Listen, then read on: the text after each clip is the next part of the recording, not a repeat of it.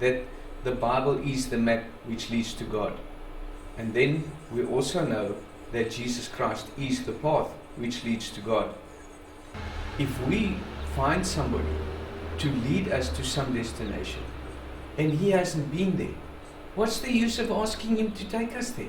Then I can just as well get lost on my own, is it not? Therefore, if I want to reach the kingdom of God, I will have to find someone who knows where it is. Someone in whom God made his abode. Someone who was sent from God, who will lead us back to God. It's no use going on a journey without being able to find it. If you want to follow somebody who will lead you to some destination, and you ask him, listen, is it possible to get there? And he says no, what's the use of going? What's the use of seeking God if we can't find him? What's the use of walking a path and starting a journey, but you're never going to reach your destination? That doesn't make sense at all. It is possible to find the kingdom of God. We will also look at where not to see God. That is just as important. Then we will see where to see God, how to see God. And number 5, when will this kingdom of God become reality to us? I'm fully aware that there's so many people who use the Bible to become a bit more motivated because life is hard at times. Many of us read from the Psalms and Job just to get some strength from the Bible. We have to remember that our top priority is to seek and find the kingdom of God. When we're with Jesus, when we follow this path, we will be set free because Jesus will be with us all the time. If I am with somebody, if I'm on a path, I am with that path. And Jesus is that path. And whilst we are on that path, we will be with Jesus because he will be leading us. We're following the path leads us. So it's very important to have the path to be with Christ all the time.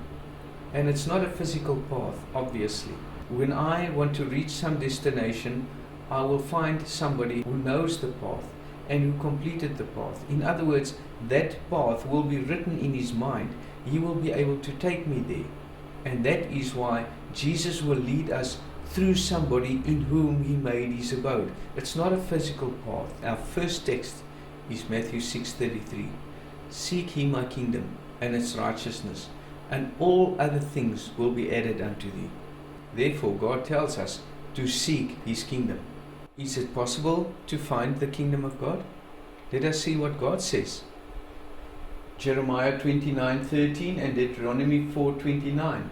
But if from thence thou shalt seek the Lord thy God, thou shalt find him, if thou seek him with all thy heart and with all thy soul. It is most definitely possible to seek and find the kingdom of God. Before we go seeking in the wrong places, let us see what God teaches to prevent us from going astray. Deuteronomy 30:12 and Romans 10 from the 6th verse. Say not in thy heart, who shall ascend into heaven? That is to bring Christ down from above. We should not go into space to look for God. God makes it very clear. Or, who shall descend into the deep? That is to bring up Christ again from the dead. But what saith it? The word is nigh thee, even in thy mouth and in thy heart. That is the word of faith which we preach. If Jesus is not above the stars, where shall we find him? God makes it very clear that we should not go seek Jesus Christ above the stars. What is he telling us then? But what saith it? The word is nigh thee, even in thy mouth and in thy heart. Why does God say that the word is in thy heart and in thy mouth? Is God the word then? Yes. John 1:1. In the beginning was the word, and the word was with God, and the word was God. The same was in the beginning with God. All things were made by him. All things were made by Jesus Christ. All things were made by the word. Nothing existed but by the word. And that word lives within us, in our hearts of understanding. When somebody teaches me something by the word, I understand that word. Not this heart. This is merely a blood pump. Jesus can't live in this heart. God lives within your heart of understanding. When the light comes to me, it's the light of understanding, to understand my path, how to reach the kingdom of God. That is the light. And the word lives within my heart. When I teach you, the word comes from my heart through my mouth. And without him was not anything made that was made. In him was life, and the life was the light of men. Life. Because when we're in the darkness, we are dead in darkness. But when the light comes by the word, when God sends his servants to come and save us by the word which lives within them, we will understand the path. They will teach us the path. We will then follow them and seek the kingdom of God. But where will we seek God? Where is God? When we read Luke 17 from the 20th verse, and when he was demanded of the Pharisees when the kingdom of God should come, he answered them and said, the kingdom of God cometh not with observation. Why not with observation? Because when somebody who knows the path teaches me the path by the word, it's not visible to other people. When the light is born within me, when Jesus is born within me, it's not visible to other people. It's not visible. The kingdom of God comes not with observation. And we can't ignore these texts. We cannot take from the Bible which we think is important. We have to understand what it means. Neither shall they say, lo here or lo there. For behold, the kingdom of God is within you. Where? We just read from Deuteronomy 30 and Romans 10. In your heart. God lives in your heart. But then you must have God.